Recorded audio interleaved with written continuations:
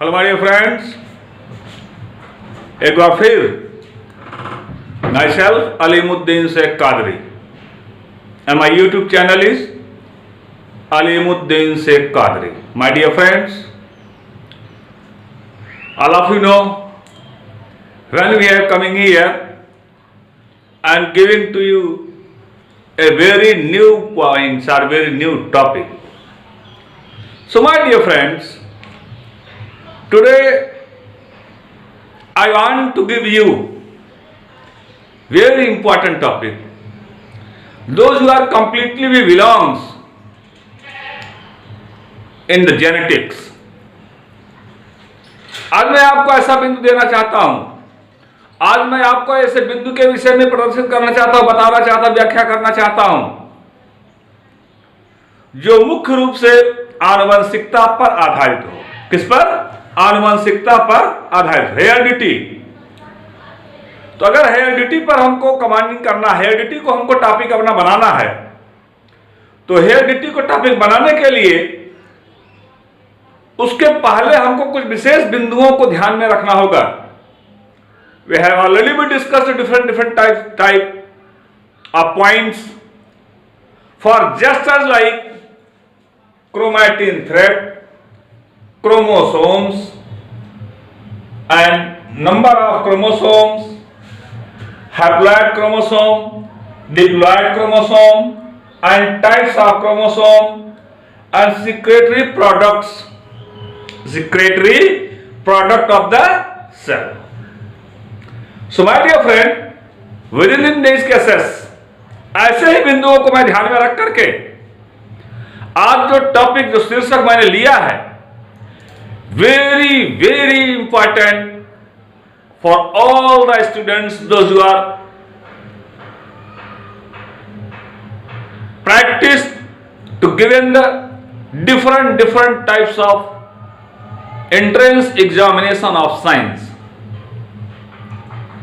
as well as for class 11th students also, 11th and 12th students also. 11th and 12th is the base of the child. बच्चों के लिए class 11th और 12th ही उनका आधार होता है, उनका base होता है. मैं अपने इसी टॉपिक को ध्यान में रख करके आपको बताना चाहता हूं और आप सभी को आज समझाना चाहता हूं कि what is chromatin thread. Chromatin thread है क्या?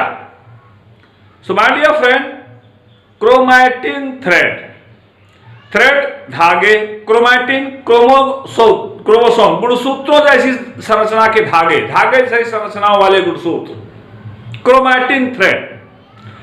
एक पतले धागे जैसी संरचना के धागों को आप निकालते हैं ना, सेम जस्ट लाइक पतले धागों जैसी संरचनाओं के होते हैं. अब इस समय तमाम आप लोग देख रहे होंगे बच्चे जो है पतंग उड़ाते हैं, पतंग, और जो उसकी डोर जितनी पतली होती है, हम और आप जा रहे होते हैं, डोर हमको नहीं दिखाई देती. आप सोचिए कि वो डोर से पूरी पतंग उड़ रही है, वो हमें नहीं दिखाई दे रही. कितना पतला थ्रेड है वो. Same as just like we are discussing here today different types of chromatin thread, धागे वाले सदृश संरचनाएं. So within this case, what are chromatin thread? अगर ये पूछा जाए कि chromatin thread वास्तव में है क्या, तो सबसे पहले हम ये बताएंगे आपको chromatin thread जो है ये न्यूक्लियस के अंदर पाए जाने वाले धागों सदृश एक ऐसी संरचनाएं होती हैं जो पूरी तरह से जाल बना करके पूरे न्यूक्लियस के अंदर पूरी तरह से कवर की होती हैं, बैकअप किए होते, बांधे रखती हैं. अर्थात न्यूक्लियस के चारों तरफ से जो है, न्यूक्लियस के अंदर न्यूक्लियोप्लाज्म में ये धागे सदृश संरचनाएं पूरी तरह से फैली हुई हैं. धागे सदृश संरचनाएं इस तरह से पूरी तरह से फैली हुई है. धागे सदृश संरचनाएं आप देख सकते हैं, जैसे जाल जैसा बुना गया है, ऐसे जाल जैसे बुनकर की धागे सदृश संरचनाएं फैली हुई होती हैं. इन्हीं धागे सदृश संरचनाओं के विषय में अगर हम कहें डिस्कस करें, तो आइए देखते हैं कि किस प्रकार से इनका डिस्कस किया जाए. माय डियर फ्रेंड, इन्हीं धागों जैसी सदृश संरचनाओं के विषय मैंने कहा कि इन्हीं को क्रोमैटिन थ्रेड, और जो जाल बना लेते इसी को क्रोमैटिन जालिका बोला जाता है. क्या बोलते हैं इनको? इनको हम बोलते हैं क्रोमैटिन रेटिकुलम। क्या बोलते हैं इनको? क्रोमैटिन रेटिकुलम, क्रोमैटिन जालिका बोलते हैं। तो माय डियर फ्रेंड, अगर हम क्रोमैटिन जालिका पर ध्यान दे रहे हैं तो केमिकल नेचर में अगर देखें, रासायनिक पद्धति के आधार पर अगर हम देखते हैं तो क्रोमैटिन थ्रेड को बेसिक फुक्सिन नामक पदार्थ से, बेसिक फुक्सिन यह केमिकल है, बेसिक फुक्सिन नामक पदार्थ से इनको रगा जाता है। किसको? क्रोमैटिन थ्रेड को।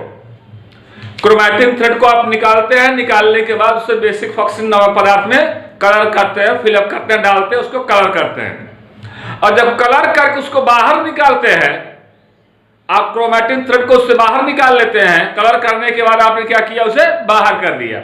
अब बाहर करने के बाद कुछ समय के लिए ड्राई होने देते हैं, सूखने देते हैं, ताकि उसका जो फुक्सिन, बेसिक फुक्सिन लगा हुआ है, बेसिक फुक्सिन, अगर आपसे पूछते कोई कि क्रोमैटिन थ्रेड को किस कलर से या किस केमिकल से अभिरंजित किया जाता है, तो आप बताएंगे बेसिक फुक्सिन नामक पदार्थ से उसे अभिरंजित किया जाता है। सो माय डियर फ्रेंड, जो बेसिक फुक्सिन से अभिरंजित किया गया, अभिरंजित करने के बाद मैंने देखा there are simply divided into two types. ये दो प्रकार के दिखाई दिए। पहले को हमने कहा, नाम दिया, जो पहले का नाम दिया गया उसको कहा गया यूक्रोमैटिन। पहले को कहा गया यूक्रोमैटिन और दूसरे को कहा गया हेटेरोक्रोमैटिन। पहले को कहा गया यूक्रोमैटिन और दूसरे को कहा गया हेटेरोक्रोमैटिन। अब आइए हम आपको बताएं कि यूक्रोमैटिन क्या होता है। तो यूक्रोमैटिन मींस, या euchromatin you means modern, chromatin धागे। आधुनिक संरचना में धागों की क्या स्थिति है, कैसे धागे दिखाई दे रहे हैं आपको? तो जो भी हमारे पास संसाधन है, उन्हीं संसाधनों की उपस्थिति से, उन संसाधनों की सहायता से मैं आप सभी को अपने अलीमुद्दीन शेख क़ादरी यूट्यूब चैनल के माध्यम से बता रहा हूं। माय डियर फ्रेंड, यदि आप लोग ज्यादा सब्सक्राइब करते हैं, ज्यादा लाइक करते हैं, तो एक समय ऐसा है कि मैं अपने टोटल नॉलेज को आपको अच्छे से अच्छे वीडियो में आपको दिखाऊंगा और एक एक पॉइंट को मैं विद प्रैक्टिकली एक्सप्लेनेशन दूंगा आपको। तो आइए देखते हैं कि हेटेरोक्रोमैटिन और यूक्रोमैटिन में मैं डिस्कस कर रहा था। तो पहले यूक्रोमैटिन को देखा जाए कि यूक्रोमैटिन होते क्या है। कि यूक्रोमैटिन एक ऐसा क्रोमैटिन का पदार्थ होता है जो हल्का अभिरंजित होता है। जैसे मैंने अभिरंजित किया, किससे किया? बेसिक फुक्सिन से किया। बेसिक फुक्सिन नामक रंगा पदार्थ से हमने उसे अभिरंजित कर दिया। अभिरंजित करने के पश्चात अब हमने देखा कि अभिरंजित तो हमने कर दिया है, परंतु ये दिखाई क्या दे रहा है? इसकी संरचना जो दिखाई दे रही है वो स्पष्ट दिखाई दे रही कि इसका जो पहला पार्ट है, मीन्स इसका जो पहले दो भागों में, दो कलर में दिखाई दिए, एक हल्का दिखाई दे रहा है, दूसरा डार्क दिखाई दे रहा है। जो हल्के कलर में है वह जो है वह यूक्रोमैटिन है। जो हल्के कलर में है, ध्यान दीजिएगा, जो हल्के कलर में है उसको हमने कहा कि यह यूक्रोमैटिन है। और यह यूक्रोमैटिन यही हल्के कलर में पूरी तरह से बिखरा हुआ होता है। कोशिका चक्र की अंतरावस्था में, ध्यान दीजिएगा, नोट करिएगा इसको, कोशिका चक्र की अंतरावस्था में इस क्षेत्र में जीनों का अनुलेखन मींस क्रोमैटोग्राफी, जीनों का अनुलेखन, कोशिका चक्र की अंतरावस्था मींस टीलोफेज में इसका अनुलेखन जो होता है वो डीएनए की पुनरावृत्ति होता है। डीएनए की डीऑक्सीराइबोज न्यूक्लिक एसिड की पुनरावृत्ति होता है। डीऑक्सीराइबोज न्यूक्लिक एसिड, डीएनए आ गया माय डियर फ्रेंड। अब न्यूक्लियस के अंदर डीएनए आ गया। ऑलरेडी आप लोगों ने देखा, मैंने अपने पिछले जो है लेक्चर में डीएनए जो है न्यूक्लियस के विषय में डिस्कस किया, एक्सप्लेन किया है। तो वहां पर जो टॉपिक है न्यूक्लिक एसिड वगैरह के विषय में मैंने डिस्कस किया है। न्यूक्लिक एसिड मैंने बताया था, there are two types of nucleic acid, RNA and DNA. Ribose nucleic acid, deoxyribose nucleic acid.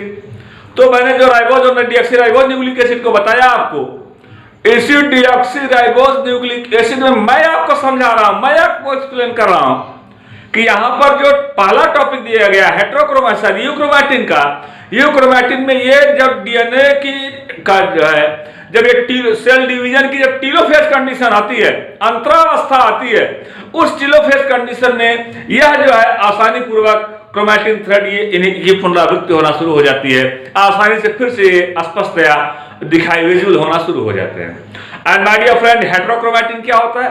Heterochromatin ये डार्क है, थ्रेड डार्क है, मींस गाढ़े कलर के, डार्क कलर में है ये।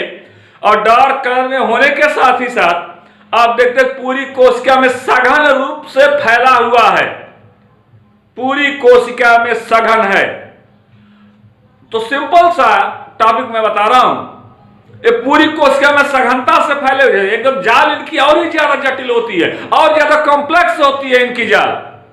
तो इनकी जाल ज्यादा कॉम्प्लेक्स है, इसलिए मैंने जो है इस विषय में डिस्कस किया और बताया आपको। तो यहां पर आप देखेंगे कि हेटेरोक्रोमैटिन के विषय मैंने बताया और यूक्रोमैटिन के विषय मैंने बताया। तो यहां पर हेटेरोक्रोमैटिन केंद्रित और इसके चारों ओर के मटेरियल जो चारों तरफ से कवर किया हुआ है, और इसमें डीएनए की मात्रा, हेटेरोक्रोमैटिन जहां तक पार्ट होगा इसमें डीएनए की मात्रा सबसे ज्यादा होती है। इसमें मैंने बताया आपको कि डीएनए की मात्रा सबसे ज्यादा होती है। ये मेटाबॉलिक एक्टिविटी और आनुवंशिकी की दृष्टि से, मेटाबॉलिक एक्टिविटी चयापचय क्रियाएं और उनके इकोनॉमिक दृष्टि से, उनके इकोनॉमिक दृष्टि से देखा जाए, उनको अगर इकोनॉमिक दृष्टि में हम ये देखते हैं कि इसका क्या बेनिफिट है, बेनिफिट तो दिखाई देता है, बट ये जेनेटिक कैरेक्टर को, जेनेटिक कैरेक्टर की दृष्टि से अगर देखें हम, जेनेटिक आनुवंशिक गुणों की दृष्टि से देखा जाए तो आनुवंशिक गुणों की दृष्टि से निष्क्रिय होता है।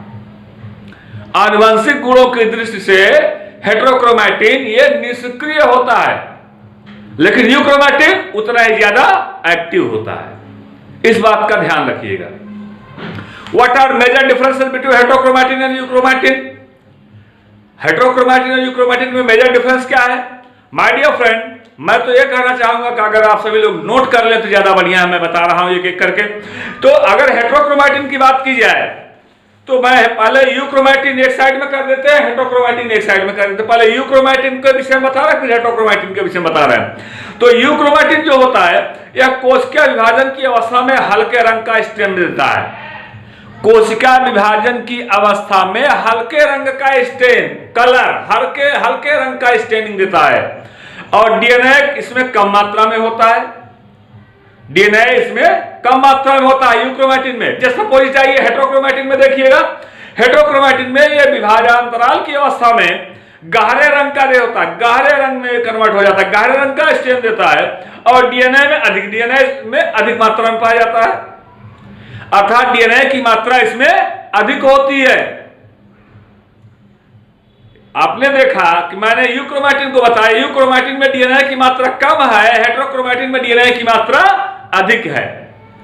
और दूसरा अंतर देखिए अब आप, यह गुणसूत्रों के फैलने के कारण, जहां पर क्रोमोसोम फैला हुआ गुणसूत्र फैले हुए होंगे वहां पर ये ज्यादा पाए जाएंगे, वहां पर यह गुणसूत्र के फैले भाग में ज्यादा मात्रा में पाया जाता है।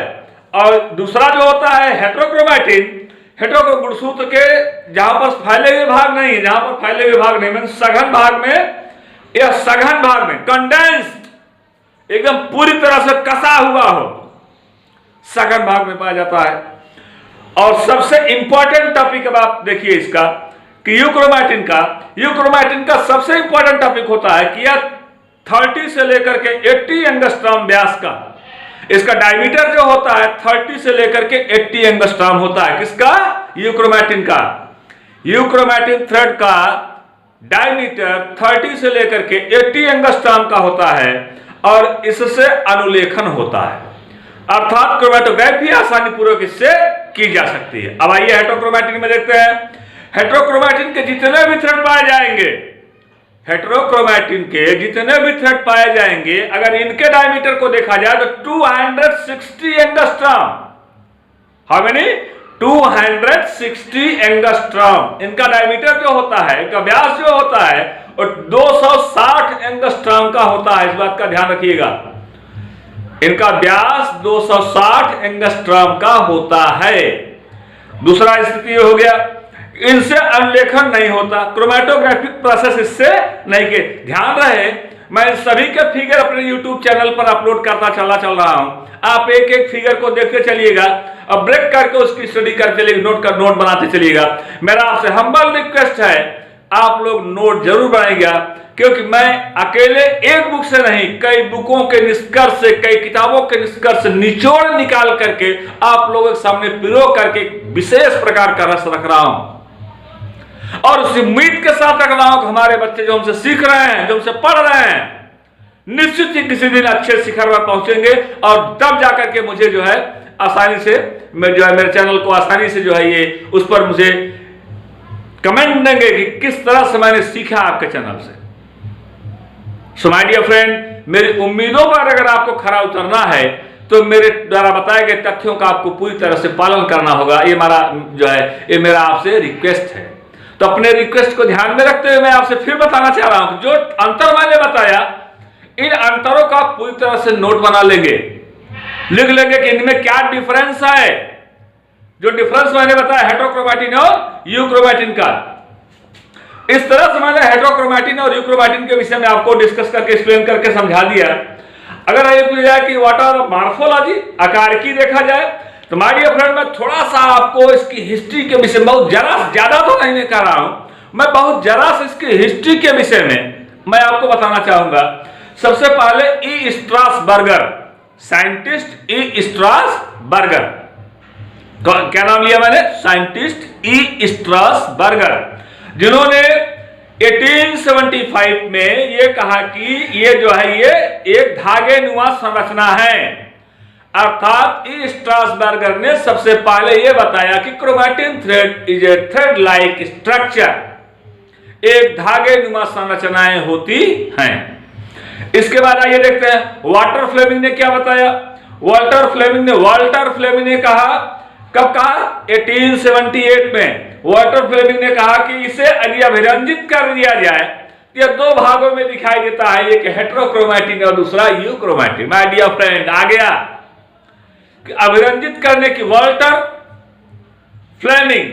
वाल्टर फ्लेमिंग ने जब इसे अभिरंजित किया बेसिक फुक्सिन नामक रंगा पदार्थ से, बेसिक फुक्सिन नामक रंगा पदार्थ से इसे अभिरंजित किया, तो अभिरंजित कर देने के पश्चात यह दिखाई दिया इनको कि ये दो प्रकार के, दो कलर में दिखाई दिए, एक डार्क रहा एक लाइट रहा, ये दोनों कलर इसको दिखाई दिए हैं। ये बेसिक फुक्सिन नामक रंगा पदार्थ से दिखाई दिए। उन्होंने आसानी पूर्वक कह दिया कि यह बेसिक फुक्सिन नामक रंगा पदार्थ से इन्हें अभिरंजित किया जा सकता है।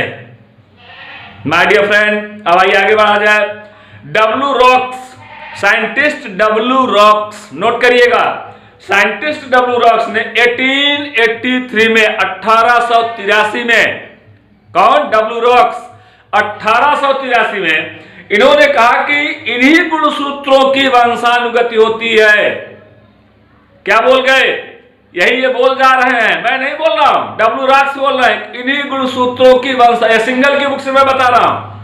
उन्होंने बताया कि इन्हीं गुणसूत्रों की वंशानुगति होती है। देख, ध्यान में रखिएगा, इसको मैं विफल करा दूंगा। गुणसूत्रों पर आधारित गुणों की वंशानुगत के विषय में इन्होंने नहीं कहा, सीधा इन्होंने कहा दिया कि इन्हीं गुणसूत्रों की ही वंशानुगति होती है।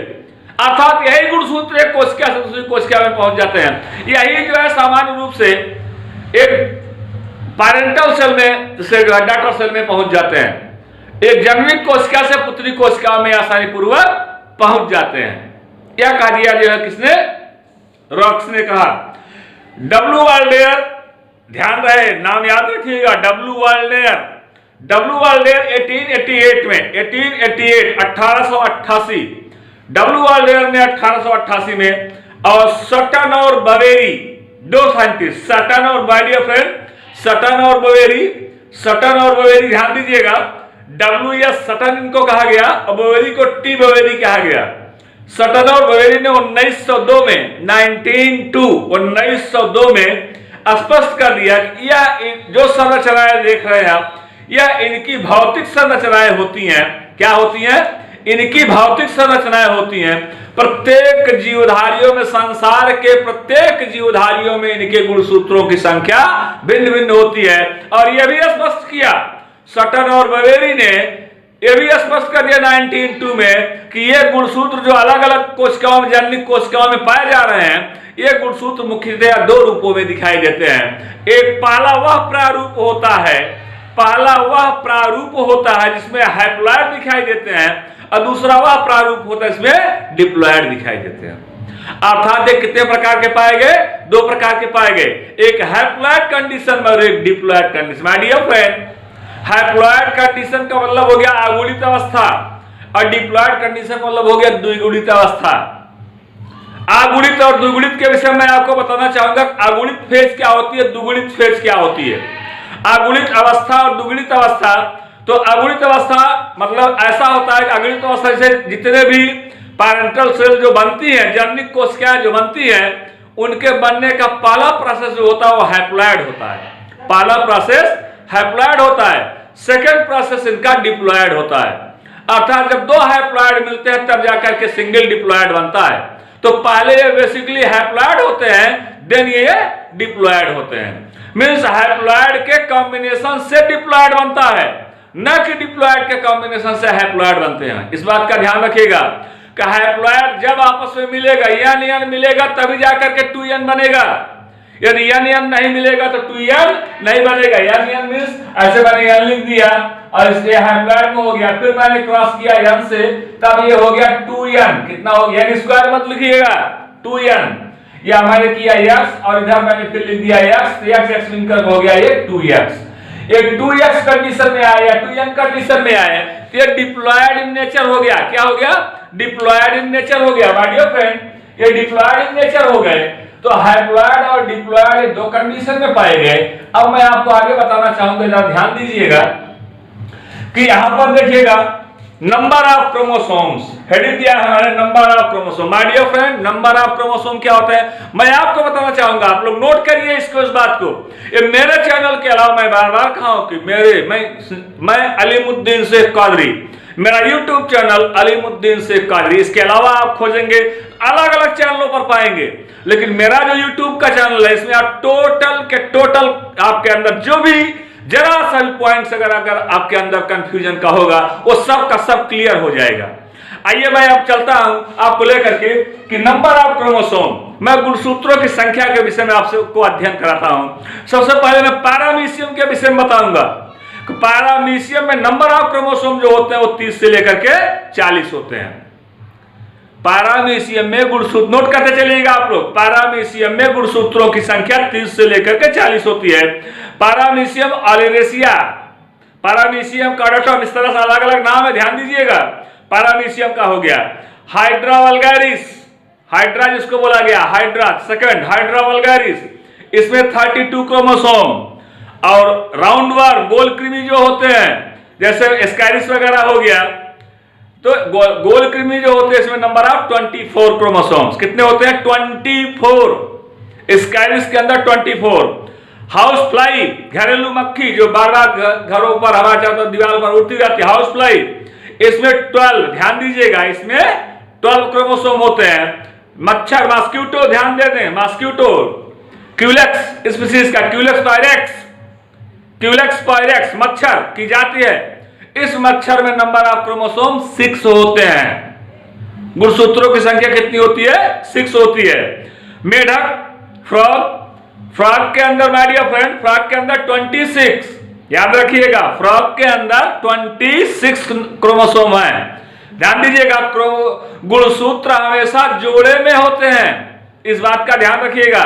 अगर सिंगल हो जाएगा तो उसे एलील कह दिया जाएगा माय डियर फ्रेंड, क्रोमोसोम नहीं बल्कि एलील कहा जाएगा। ये हमेशा जोड़े में होते हैं। कोलंबा लीविया कबूतर, कोलंबा लीविया कबूतर देखिएगा 80 क्रोमोसोम, 80 क्रोमोसोम 40 पेयर, 40 जोड़े, अर्थात 80 गुणसूत्र पाए जा रहे हैं। रैबिट देखिए, खरगोश देखिए, रैबिट में 44, रैबिट के अंदर 44। अब आप देखिएगा गोरिल्ला, ह्यूमन बींग्स आप जान रहे हैं ना, ह्यूमन बींग्स में 46, तो गोरिल्ला में आ जाइए 48। अब आइए रैबिट और गोरिल्ला को ध्यान में रखिएगा। मैं अभी आपसे क्वेश्चन एनालाइज करूंगा। रैबिट के अंदर 44 और गोरिल्ला के अंदर 48, माने हमारे अंदर 46, 44 और 48 दोनों को आप काउंट कर लीजिए। तो 48 और जो है 44 और 48, 44 हो गया, 44 मैंने बताया कि रैबिट के अंदर हो गया, 48 हो गया गोरिल्ला के अंदर। और 46 दोनों के बीच में हम लोग हैं, human being. 46 total number of chromosome होता है 46। आगे आइए, अब मैं अगला बता रहा हूं, फल मक्खी फ्रूट फ्लाई, इसमें number of chromosome 8। Fruit fly में नंबर ऑफ क्रोमोसोम 8। सबसे कम गुणसूत्र होता है स्काइरिस में, जिसमें मैंने आपको अभी बताया कि राउंड वर्म के रूप में जो मैंने आपको बताया था, राउंड वर्म में स्काइरिस वल्गेरिएडियस, इसमें अगर देखा जाए, या स्काइरिस लुम्ब्रिक्रैटियस, इसमें देखा गया तो इसमें 24 दिखाई दिए। सिंपल जो स्काइरिस देखा गया, सिंपल स्काइरिस, इसमें number of chromosome only 2, number of chromosome only 2 दिखाई दिए। और मोल्ड ब्रेड मोल्ड जिसको बोला जाता है ब्रेड मोल्ड, अरे भाई फंगस ब्रेड मोल्ड, राइजोपस जिसको बोला गया राइजोपस ब्रेड मोल्ड में देखा गया, इसमें भी 2 होते हैं। और प्याज ओनियन प्याज, तो ओनियन सीपा जो प्याज बोला गया, इसको एलियम सीपा के नाम से जानते हैं। ओनियन इसका जो है इंग्लिश मीडियम में नाम है प्याज का, इंग्लिश मीडियम में ओनियन बोला जाता है, साइंटिफिक लैंग्वेज में एलियम सीपा बोला जाता है। इसमें नंबर ऑफ क्रोमोसोम 16 होते हैं। और बंद गोभी, फूल गोभी, गांठ गोभी, आंवला, कैबेज, बंद गोभी, इसमें 18 होता है। पपीता जो देख रहे हैं, इसमें नंबर ऑफ क्रोमोसोम 18 होते हैं। काफी बड़े आराम से आप चुस्की ले पीते हैं, काफी, number of chromosome 44। Number of गुणसूत्रों की संख्या 44, नंबर ऑफ क्रोमोसोम 44। आलू पोटैटो, जिसका टाइम देखिए कितना कॉस्टली हो गया, पोटैटो आलू, इसमें पोटैटो में 48, ध्यान दीजिएगा पोटैटो में 48। उसके साथ साथ आइएगा यूकेलिप्टस, लंबा वाला, भारत में पाया जाने वाला सबसे लंबा वृक्ष यूकेलिप्टस में 22, ध्यान दीजिएगा 22। कपास, रेशे देने वाले, फाइबर यील्डिंग, रेशा देने वाला कपास में देखा गया कि हो गया 52। सूर्यमुखी देखिए, सूर्यमुखी सनफ्लावर 34 वो आया इसमें। टमाटर 24, टमाटर में 24। तंबाकू में 48, मटर 14। ध्यान दीजिएगा number of chromosome 14। How many pair? 7 pair. मैंने बोला था ना कि मेंडल के लिए 7 का अंक सबसे ज्यादा भाग्यशाली है, इस कथन की पुष्टि कीजिए।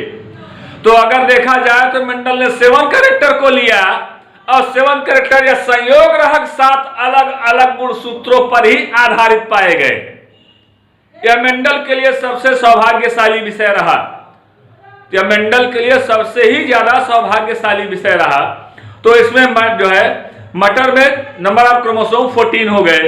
गन्ना देखिए, शुगर केन में 80 होते हैं, 80 गुणसूत्र। गेहूं व्हीट में 42 क्रोमोसोम, मक्का में 20। माय डियर फ्रेंड, सबसे ज्यादा अगर गुणसूत्र देखा गया तो फर्न में देखा गया 1262, 1262 क्रोमोसोम ये पाया जा रहा है फर्न में। इस तरह से आपने देखा कि ये फर्न में जो क्रोमोसोम पाए गए उसके विषय मैंने आपको एक्सप्लेन किया, समझाया, बताया भी आपको। फिर मैं आपको बताना चाहता हूं कि तो मैं आपको बता रहा था, मैंने स्पष्ट किया कि यहां पर आपने देखा कि नंबर ऑफ क्रोमोसोम्स, गुणसूत्रों की संख्या, अभी मैंने क्लियर किया दिया कि गन्ना जो होता है, शुगर केन जिसको बोला गया, शुगर केन में 80 गुणसूत्र होते हैं गन्ने में। और मैं बता रहा हूं आपको कि यही गुणसूत्र है जिससे मेंडल ने इनको फैक्टर बोला था। मेंडल ने कहा कि फैक्टर है, कारक है, क्योंकि उस समय गुणसूत्रों की खोज नहीं हुई थी। परंतु इस बात का क्लियर कट पता चल गया। आपने गेहूं में देखा, व्हीट में नंबर ऑफ क्रोमोसोम 42, 42 गुणसूत्र गेहूं में होते हैं। मक्का, मेज के अंदर 20। और मैंने अभी आपसे बताया, क्लियर किया कि सबसे ज्यादा अगर देखा गया नंबर ऑफ गुणसूत्र, नंबर ऑफ क्रोमोसोम अगर क्लियर किए गए, सबसे ज्यादा गुणसूत्र मैंने बताया किसमें देखा गया? फर्न में देखा गया। तो फर्न में इनकी संख्या मैंने क्लियर किया कि 1262 होती है। कितना होती है? 1262। माय डियर फ्रेंड, मैं अलीमुद्दीन शेख कादरी अपने YouTube चैनल अलीमुद्दीन शेख कादरी के माध्यम से मैं आपको बार बार बताने का प्रयास कर रहा हूं, there are 4 types of chromosomes. आइए देखते हैं, यहां पर देखिएगा 4 टाइप ऑफ क्रोमोसोम मैंने क्लियर कर दिया है। पहला है टीलोसेंट्रिक। टीलोसेंट्रिक यहां पर जो आप देख रहे हैं, अब मैं आपके सामने इसको कलर करता हुआ, स्पष्ट करता हुआ दिखाई दे रहा है, बता रहा हूं आपको। आप लोग बहुत ध्यान से इसको देखिएगा। ये टीलोसेंट्रिक है, जिसके ऊपर यहां पर आप देख रहे हैं कि इसी के ऊपर जो है इसको सेंट्रोमियर बोला जाता है। यही जो आप देख रहे हो इसको क्या बोलते हैं? इसको बोलते हैं सेंट्रोमियर। ये सेंट्रोमियर हो गया। तो आप देख रहे हैं कि ये जो गुणसूत्र है सेंट्रोमियर है, ये सेंट्रोमियर ऊपर का जो ब्लैक कलर का स्पॉट आपको दिखाई दे रहा है, इसी को सेंट्रोमियर बोला गया। ये सेंट्रोमियर को जो पहला टाइप दिखा गया उसको कहते हैं हम टीलोसेंट्रिक। दूसरा है एक्रोसेंट्रिक। इसके ऊपर एक छोटी आर्म होती है, ध्यान दीजिएगा। यह जो है छोटी आर्म होती है ऐसे, ये आई शेप में होता है। और यहाँ पर देखिएगा, यहाँ पर ये आई शेप में हो गया, ये जे शेप में हो गया, और ये आप देखिएगा यल शेप में। ध्यान दीजिएगा, इसको यल शेप में बोला गया। सब मेटासेंट्रिक मीन्स टीलोसेंट्रिक, पहला टीलोसेंट्रिक, दूसरा एक्रोसेंट्रिक, तीसरा मैंने बताया कि सब मेटासेंट्रिक, ये तीसरा सब मेटासेंट्रिक है, ध्यान दीजिएगा। ये तीसरा सब मेटासेंट्रिक हो गया, और चौथा है metacentric. My dear friend, metacentric में जो 2 आर्म्स होती है, जो दोनों आर्म्स होती है, ये दोनों आर्म्स जो है ये वी शेप में अटैच होती हैं। अपोजिट वी शेप आप जान रहे हैं, अपोजिट वी शेप का स्ट्रक्चर आप लोग अच्छी तरह से जान रहे हैं, ये अपोजिट वी शेप में होती है। तो how many types of chromosome आपने देख लिया, क्लियर देख लिया कि टीलोसेंट्रिक, एक्रोसेंट्रिक, सब मेटासेंट्रिक एंड मेटासेंट्रिक। कितने हो गए? 4 हो गए। टीलोसेंट्रिक, एक्रोसेंट्रिक, सब metacentric and metacentric. I shape, J shape, के यल शेप एंड वी शेप, ये चारों प्रकार के हमने आपको क्लियर कर दिए। ये 4 types of there structure are simply 4 types of structures of chromosomes. इस तरह से आपने देखा ये क्रोमोसोम्स होते हैं। अब आइए अगला है और इसका इंपॉर्टेंट पॉइंट डिस्कस करते हैं कि यह सिक्रेटरी प्रोडक्ट कौन कौन से प्रोडक्ट को सिक्रीट करता है। जिस प्रोडक्ट को सिक्रीट करेगा, आइए हम उसके विषय में डिस्कस करते हैं। सिक्रेटरी प्रोडक्ट क्या होते हैं? पहला है enzyme. My dear friend, very important topic में डिस्कस करने चल रहा हूं। आप लोग ध्यान से देखेंगे तो उत्सर्जी पदार्थों मैंने बताया कि पहले इसके जो पदार्थ होते हैं वो एंजाइम होते हैं। और एंजाइम के लिए ध्यान दीजिएगा कि enzyme, all enzymes are protein but all proteins are not enzyme. बहुत ही इंपॉर्टेंट पॉइंट ध्यान में रखिएगा कि all enzymes are protein but all proteins are not be enzyme. जितने भी एंजाइम होते हैं सभी प्रोटीन हैं, लेकिन सभी प्रोटीन एंजाइम नहीं होते। इस बात का ध्यान रखना है आपको। आपको जो प्रोटीन मिले कह देंगे नहीं ये एंजाइम है, no, all proteins are not be enzyme but all enzymes are protein.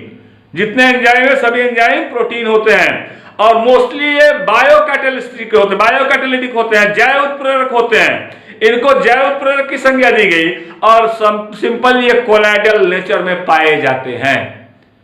तो ये रहा एंजाइम के विषय मैंने बताया। जैसे डायस्टेज है, डायस्टेज है, और स्टार्च है, ग्लूकोज है। तो एज और ओज, ये 2 एंजाइम हो, एज और ओज। एज में आइए देखते हैं, लाइपेज, डायस्टेज, एमाइलेज, एज हो गया।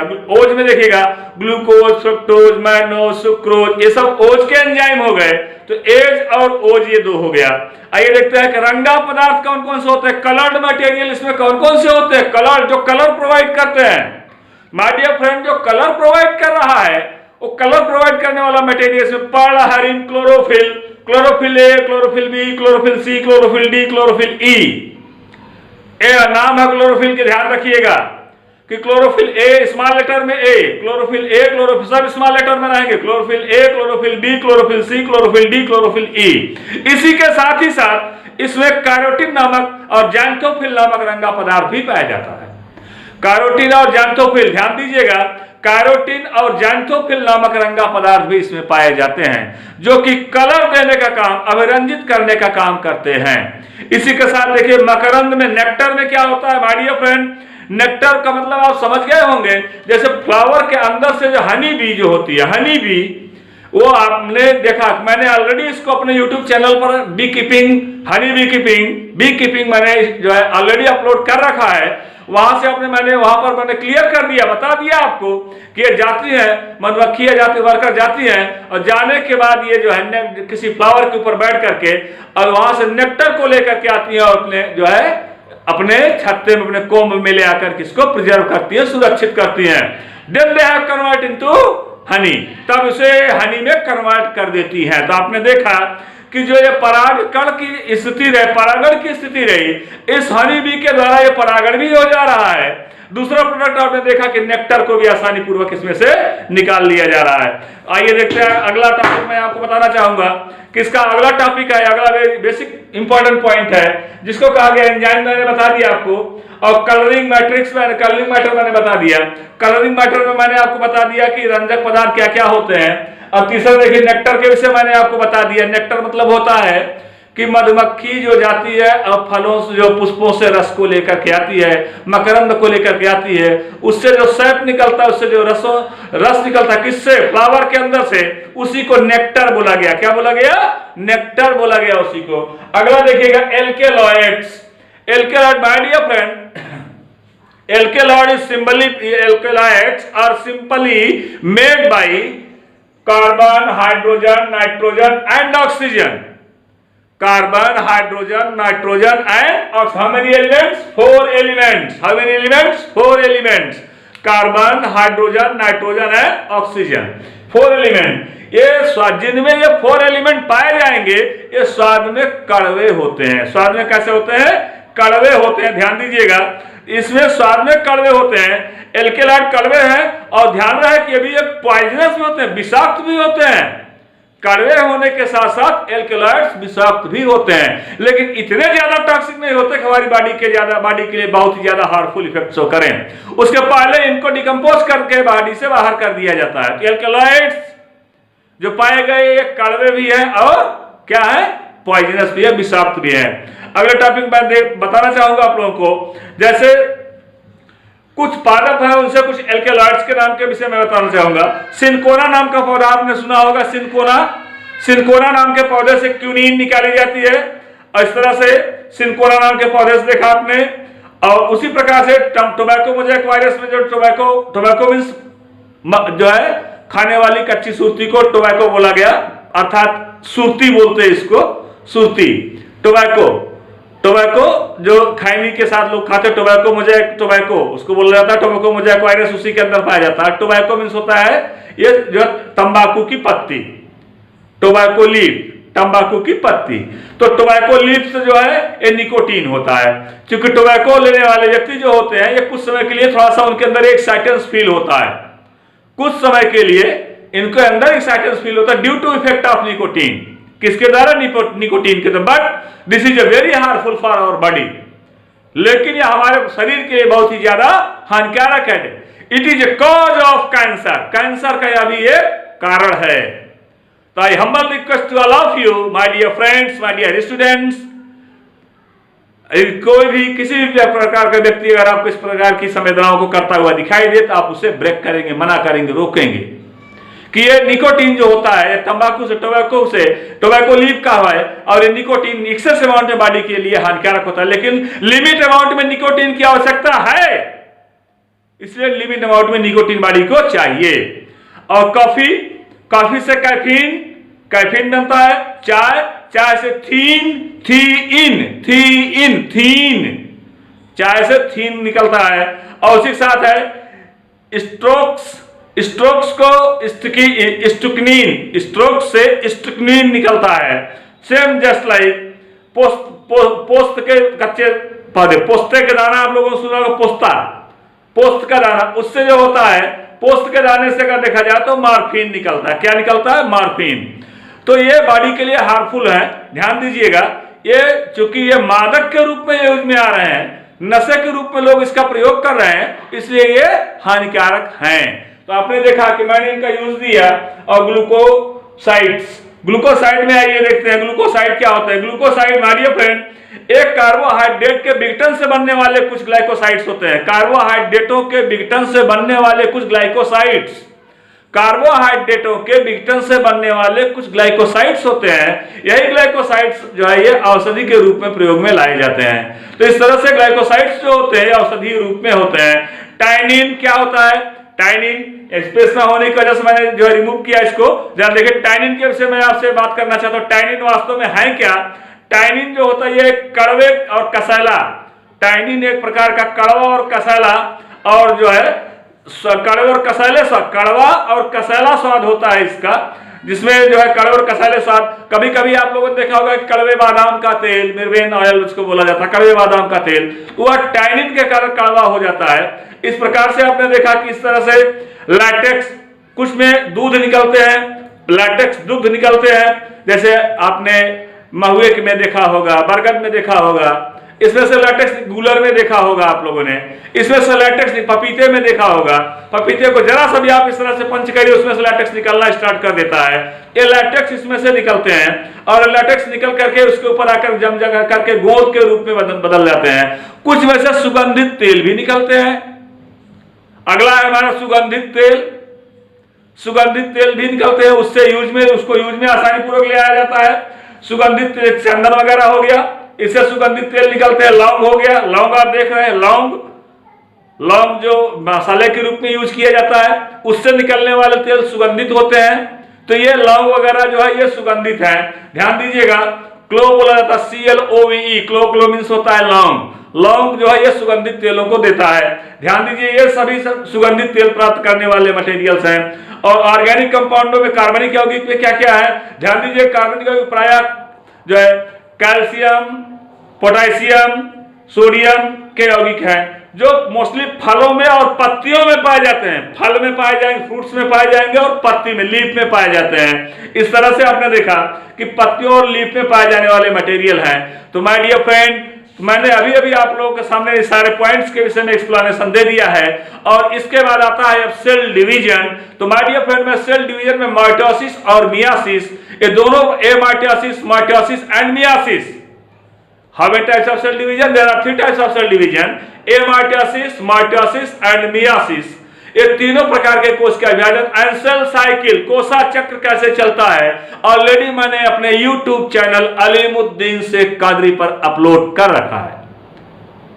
तो जो भी बच्चे अगर मेरे चैनल पर जो सब्सक्राइब कर रहे हैं, उसको ऑल वीडियो पर जाइएगा।